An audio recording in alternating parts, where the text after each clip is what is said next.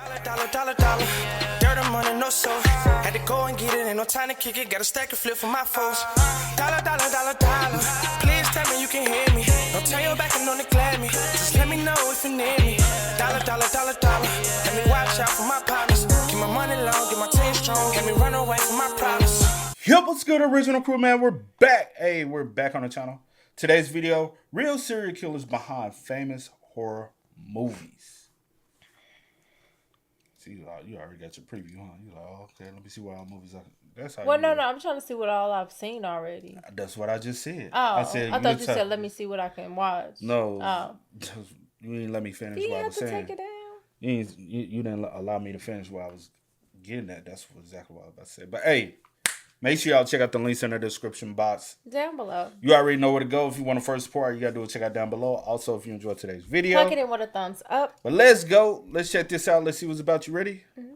Charles Cullen, the good nurse. In the early 2000s, patients began dying unexpectedly in hospitals in New Jersey and Pennsylvania. There was no clear pattern, nor was there an obvious cause. Just a quiet, growing number of deaths. All connected by one thing, a nurse named Charles Cullen. There's a particular kind of horror in trusting someone completely, not the monster under the bed, but the person holding your hand in a hospital room at 3 a.m, checking your IV, telling you everything is going to be fine. Cullen graduated from nursing school in 1986. 2 years later, he killed his first patient. What followed was a 16-year nursing Did you know that? 2 years after... Mm-hmm. No. What? 2 years after graduating, he already started? Mm-hmm. I knew that.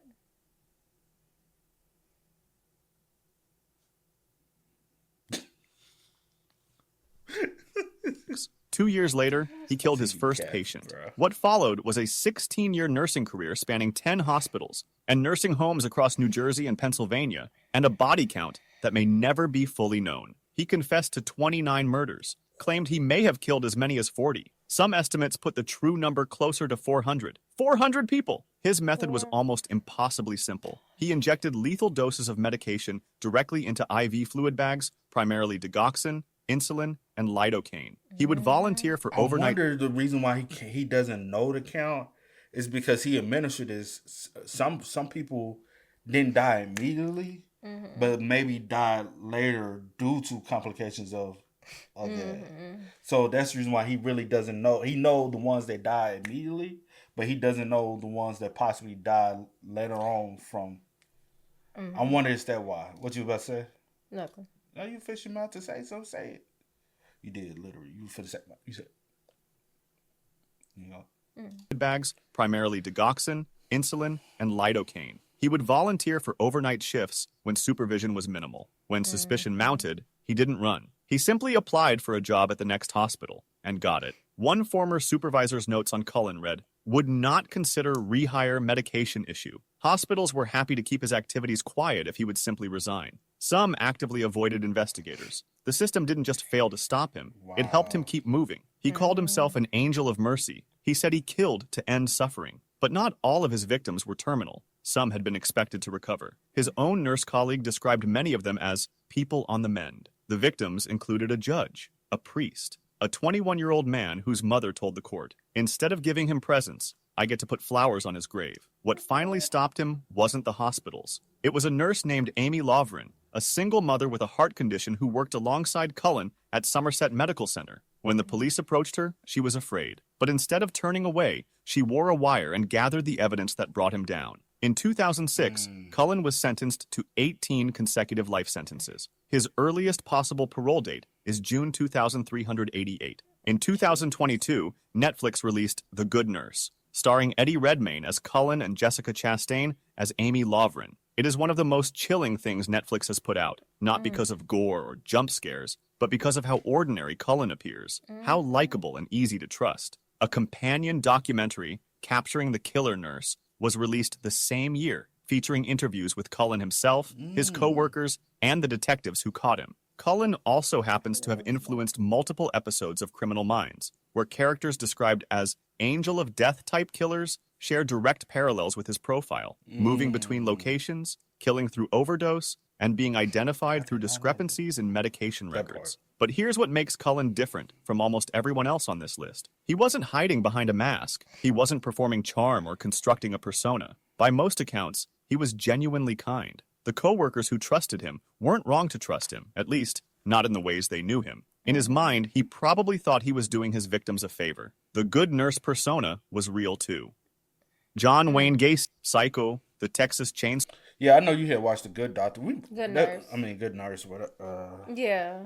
We brought that up the other day. Yeah, we did. I forgot which video that was though. Yeah, I forgot.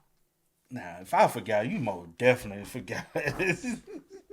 You over here trying to ponder on what? Yeah. Persona was real too. John Wayne Gacy, Psycho, the Texas Chainsaw Massacre, and The Silence of the Lambs. On the 16th of November, 1957, a hardware store. What's up? I say you don't seen all those. All of them. What Psycho. have you? Honestly, Texas Chainsaw Massacre, Monster. Probably not Silence of the Lambs. That's some real I've stuff. seen. Oh, I've seen all of them. You are funny. Come on. And The Silence of the Lambs. On the 16th of November, 1957, a hardware store owner disappears without a trace in Plainfield, Wisconsin. Police follow the last known lead to a quiet farmhouse on the edge of town. Inside, they don't just find a body, they find a nightmare. Furniture made from human bones, skulls turned into household items, a vest made from a female body, torso complete with breasts. The man living there? Ed Gein. Ed Gein gave horror movies something that would last. He gave them a blueprint. Ed Gein was a quiet, soft-spoken farmer from Plainfield, Wisconsin. He helped neighbors. He babysat children. By all accounts, he was considered one of the most dependable babysitters in town. What nobody knew was what he kept at home. Gein had been digging up bodies from local cemeteries and using them to create what investigators could only describe as a shrine. He confessed to 2 murders, but the collection suggested the horror went far deeper. Psychologists pointed to his deeply controlling, fanatically religious mother as his motivation, a woman who preached that all women except herself were instruments of the devil. When she died,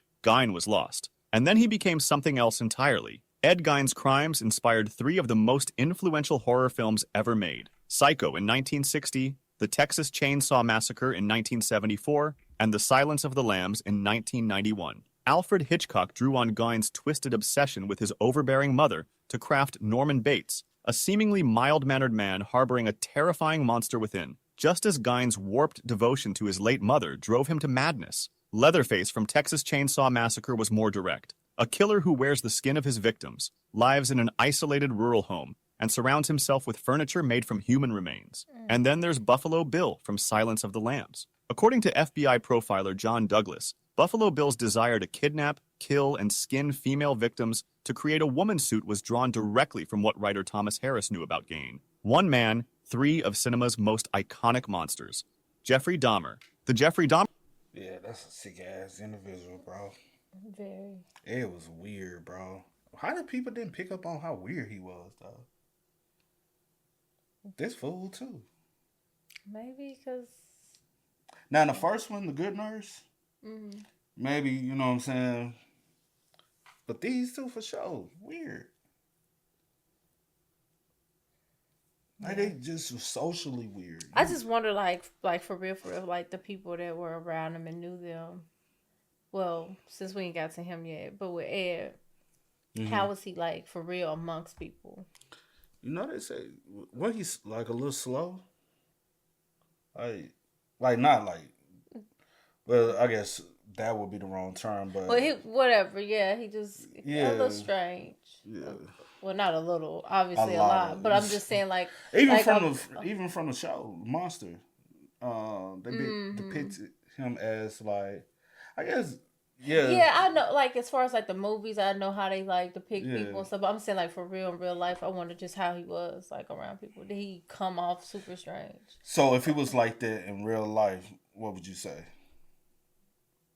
Knowing I'd be like he's strange, but I'm saying did he like blend in and he come off like really just sweet and mild, like mannered and just kind of like quiet. I'm still, you know what I'm saying? Yeah, like, true. Even that fool right here, Jeffrey. Yeah. Because even like my friend Dahmer, how he was then. I'm sure, you know what? I'm sure there's so many people alive that actually went to school with him and said, hey, he was always a weird kid. That's what I'm saying. I'm saying him, Dahmer, though. Yeah, Dahmer. For But I'm sure. saying I'm just, yeah.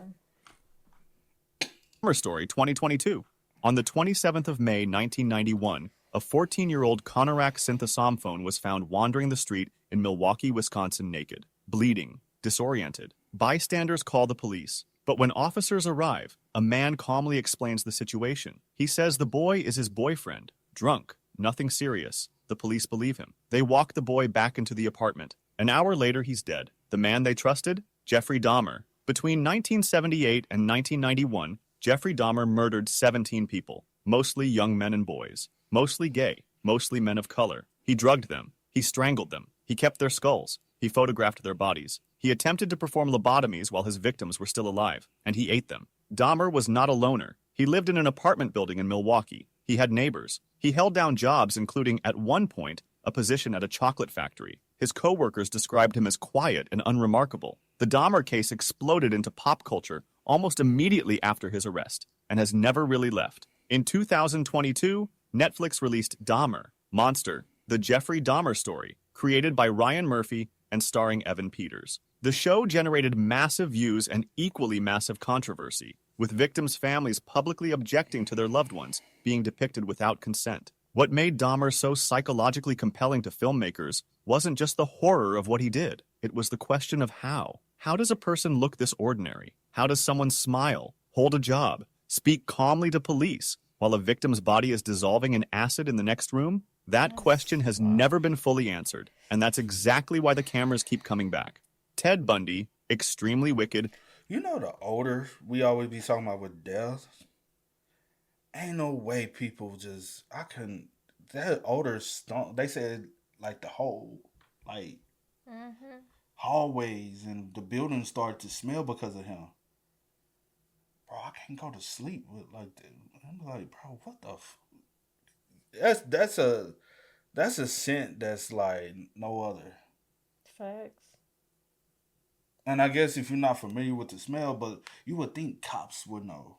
You would think, right? But they didn't seem too bright. No, because you got to realize, even in that situation, it was the late '80s, '90s, right?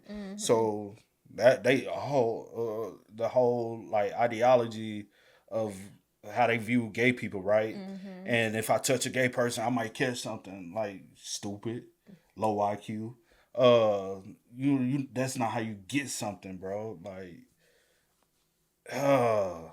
and y'all just escorted a child right back into the hands instead of questioning and really doing the proper. That is so like, oh, this is my boyfriend. Like, obviously, this dude look way older than a fourth. Like, be for real. They didn't. Even the last guy, the reason why he got caught, he left running, and y'all went back and kind of was second guessing whether or not his story was true.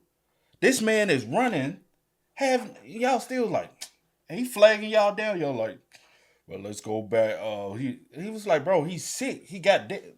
Y'all still didn't want to believe him, cause y'all weird, bro. It's so sad. How did half of the people even become police officers back then? For real.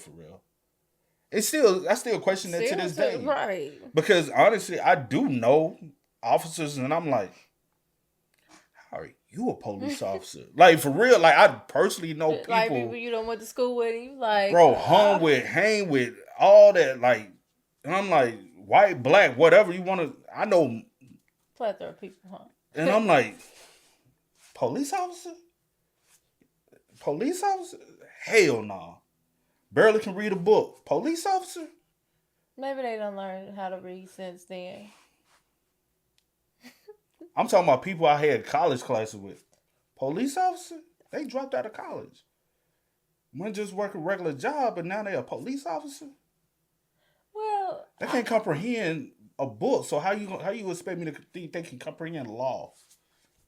To know what they're doing? I'm just saying the requirements there should be better requirements for the job.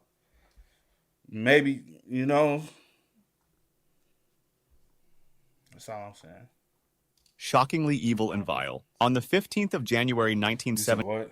I haven't seen this one. I have. It's hard. It's a hard watch. Yeah. Extremely wicked, shockingly evil, and vile. On the 15th of January 1978, in the middle of the night, a man enters a sorority house at Tallahassee, Florida. Within minutes, 2 women are brutally attacked. The killer vanishes into the dark. Days later, he's arrested, not hiding, not running, but He broke in?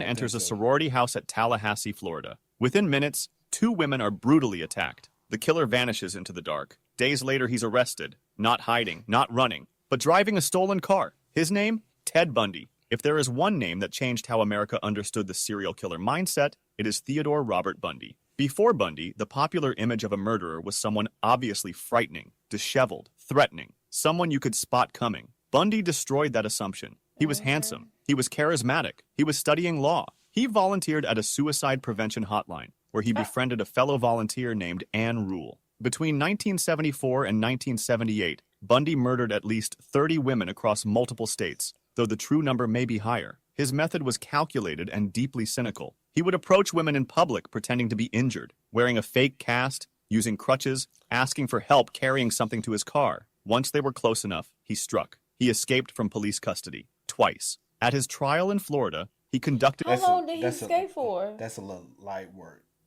He was actually in jail, kept escaping. For how long?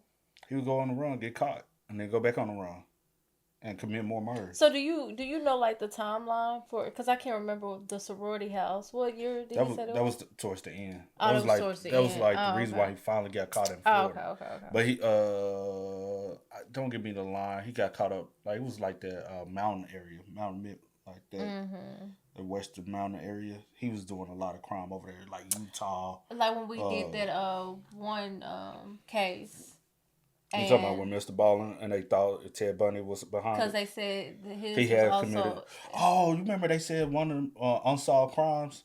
They believe that Ted Bundy is behind that one. I think she was 16 to 18. I can't remember. Something like that. It was recently, Yeah. and they was like they believe she was one of Ted Bundy victims, and she was in Utah. I can't remember. But I was just like, I mean... But how long he was on the run? Months, if not years. Months. If not years. struck. He escaped from police custody I can't remember twice. details. At his trial in Florida, he conducted his own defense, flirted with the jury, received marriage proposals in the courtroom from women who found him attractive. When Judge Cowart sentenced him to death, Cowart told him he was a remarkable young man and that he wished circumstances were different. He was executed in January 1989. Bundy influenced the conception of Hannibal Lecter more indirectly. Thomas Harris had already introduced Lecter by 1981, but in 1984, Bundy himself offered to use his expertise to help investigators profile the Green River Killer, a dynamic that clearly resonated with Harris's vision of a killer consultant. Bret Easton Ellis, author of American Psycho, told Rolling Stone that he read every book about Ted Bundy while writing the novel. Patrick Bateman, the charming, handsome, sociopathic Wall Street killer, at the center of that story is Bundy filtered through 1980s excess. In 2019, Netflix released Extremely Wicked, Shockingly Evil and Vile, starring Zac Efron as Bundy and Lily Collins as his longtime girlfriend. The film was deliberately shot to make Bundy appear likable, a choice that drew criticism, but also accurately captured why so many people refused to believe what he was. That's the most unsettling thing about Bundy, not the crimes themselves. Dennis Rader, Clove Hitch. You should go Because watch he had that. like so this you can- charm. He was handsome. I guess well-spoken. I think he was in college too. You know, we all think was he like, was there's no originally- way this good-looking guy and, you know, whatever. Let me I see. think that's a little Psychology from the University of Bachelor Washington. of Arts degree. Oh, he has a degree. And I think he was. Yeah, he was. And psychology is He crazy. dropped out and never completed a law degree. He was in pursuit to be a lawyer. But the fact that he has a degree in psychology is crazy. Yeah, sick ass individual. And that's the reason why he thought he could represent himself in legal aspects. Like, I never knew that part. Like, I think that's even more kind of like... I'm trying to escaped in 97 through. So that day... And then that one. 15 Oh, 2 months. Oh, I was about to say 15 days is a long time, but it's some months. That's a long time. So the first time he escaped for a week, about a week. Then he escaped again. Was on the run. Oh, that's a year. Oh, because it's going over to the new year. Yeah, Okay. Yeah, I'm tripping. I can remember like details. So that's the Yeah. answer to that. So yeah, he committed his last crime while he was out on the run. But I don't. Going back to Classic. what you said, I don't think I probably want to. I watched it. You said it's a hard. Was it a hard watch because was it long or was it just slow or was it For me, just a lot? For me, more slow pace. So because it got to some parts, I was like, all right, this is you know how I am with stuff. I'm like, all right, come on, where the action? But yeah, I haven't seen this one. I might have to check that one out. Have you? Killer. On the 15th of January, 1974, a family Also, I'll say this with Ted Bundy. I told you when we was kids, one of my mentor house, they used to, him and, that's how I really found out about Ted Bundy. They used to have their tapes playing. Like their what's called tapes, like their interviews. Him and Wayne Gacy. Why? White folks, I don't know. I'm just sorry. You said, but that was your mentor? Are you talking about the one that you talking about? Yeah. But I don't think necessarily he had it on. I think somebody else had it on. But hey, okay, let's move on. I don't know. And then y'all, all the kids was over there, and y'all. Sometimes I was just tuning in to see. I was like, bro, crazy. But I used to go outside and hoop. I used to be outside. Because you making it seem like every time y'all went it was over, in the living room. No, not every time. Like it was like 2-3 times. That's a lie. That's a lie. Now what y'all on? What you trying? What's up? And they had his interview on. And I was just like, oh, okay. And I just went back outside and went hooping. Maybe they was just trying to study and figure out maybe like getting in the head of like a I don't know. Rader, Clove Hitch Killer. On the 15th of January, 1974, a family of 4 was found murdered inside their home at 803 Edgemoor Street in Wichita. There was no sign of forced entry, no clear suspect, just a message sent later to the police. 3 letters, BTK, bind, torture, kill. The man behind it, Dennis Rader. Of all the killers on this list, Rader may be the most quietly terrifying. Not because his crimes were the most numerous, not because his methods were the most extreme, but because of where he hid, in plain sight. Dennis Rader was a married... I'm not saying do you know who he is. I'm saying also do you know how he got caught? I don't remember how he got caught.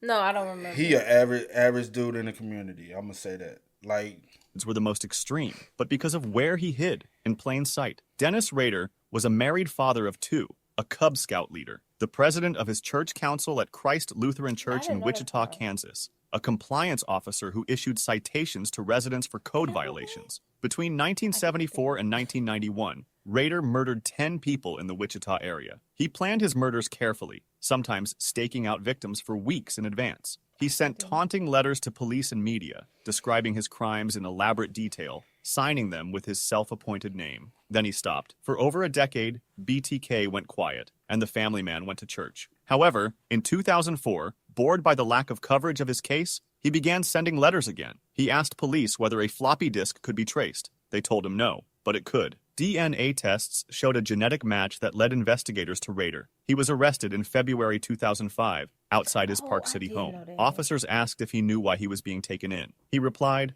"Oh, I have suspicions why." Stephen King has said his novella A Good Marriage was directly inspired by BTK, specifically by the central question of what it would mean to discover, after decades of marriage, that your spouse was a serial killer. Thomas Harris has said that Francis Dollarhide in Red Dragon was partially based on the then unidentified BTK killer, the character who sends taunting letters, who wants to be known, even as he hides. The 2018 film The Clove Hitch Killer drew its central idea directly from Rader, a seemingly perfect family man whose teenage son slowly realizes who his father really is. Rader is currently serving 10 consecutive life sentences. He is 80 years old and still alive. The church he led, the family he built, the reputation he cultivated, all of it was real. All of it Wow. coexisted for 3 decades with everything else he was. That's what makes BTK different from the others on this list. Gacy performed as a clown. Gein lived in isolation. Dahmer barely left his apartment. Bundy relied on strangers. Rader was integrated, trusted by everyone around him. He didn't hide in the dark. He was a devoted Christian. John Wayne Gacy, America. Wow. That's what I say. He a scary that mother. is scary. Facts. And I think I forgot about the fact that he was like over like whatever in the church Yeah, and stuff involved like that. in- and that's one reason why he got scout, fired. What was it? The club? Cub Scout. Yeah. Yeah. And Scout Honor. but yes, that's right. The floppy. Yeah. Yeah, I forgot about Because that. I think he was writing those letters on a floppy disk from his church. That is so scary, bro. Yeah. That's some sick ass shit right there. But that can be anybody though. Let's be And real. that's the scary part about it.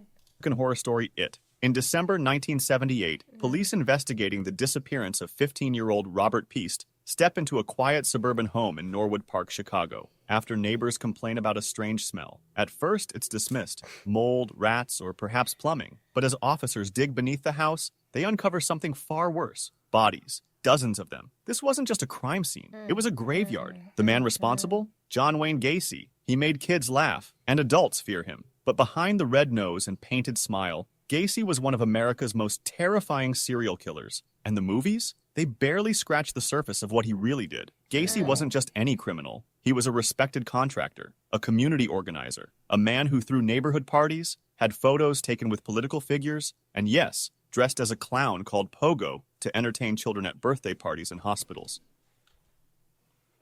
Boy, that front. Yo. So, what's the movie? With the phone? Black phone. Black Phone. I always say this. I will always, and I will continue to say this, even though I know they are not. Black Phone is a movie depicted of him. That's where the concept comes from, is John Wayne Gacy. And I'm going to stand on that forever. I don't know no facts behind it, but me and my assumptions. The folks and didn't my, say that, but that's my yeah, my that's assumptions my are. opinion. Black Phone is 100%. You got to think about it. Hold on, let me break it down. He was a clown, right? He kidnapped children. Yeah. Balloons. Yeah. Yeah. Masks. Yeah. Clown mask. The smiling mask. The sad mask. Also, after he kidnapped, killed them, he buried them under his house.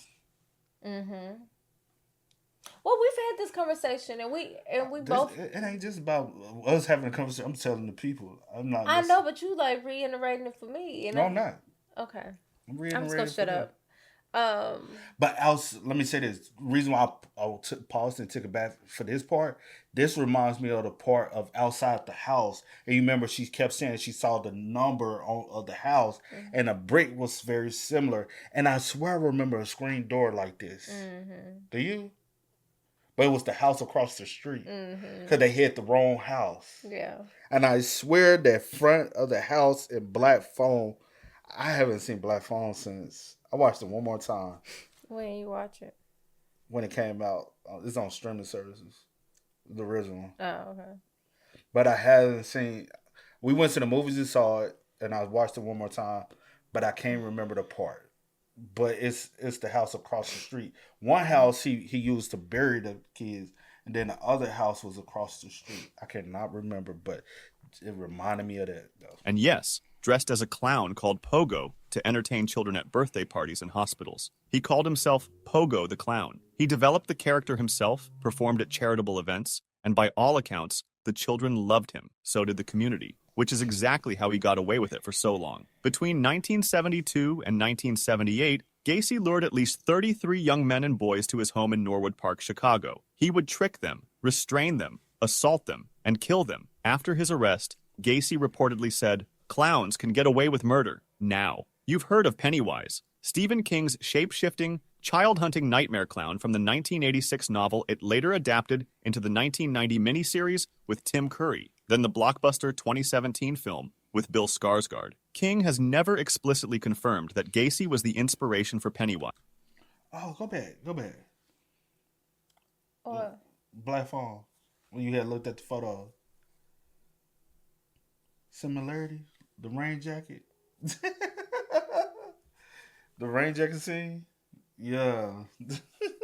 Bill Skarsgård. King has never explicitly confirmed that Gacy was the inspiration for Pennywise. He has said his own fear of clowns and the figure of Ronald McDonald influenced the character's appearance. While Gacy was arrested in December 21st, 1978, 8 years before King wrote it, whether Gacy was a conscious influence remains unknown. But the matches are impossible to ignore. A clown who targets children, a community that doesn't see what's in front of them, a monster hiding behind face paint and a friendly smile. The stranger danger panic of the 1980s, powered in no small part by the Gacy case, spread through the cultural atmosphere in which King was writing. Did Gacy inspire Pennywise? King says no. But ask yourself, do you think the world's most famous killer clown being caught just 8 years before the world's most famous fictional killer clown is purely coincidental? American Horror Story referenced Gacy twice, first through a clown character named Twisty in Freak Show, clearly inspired by Gacy's character, and then by portraying Gacy himself in Hotel, with John Carroll Lynch playing the character in full clown makeup. Gacy was executed by lethal injection in May 1994. His last meal was fried chicken, shrimp, and strawberries.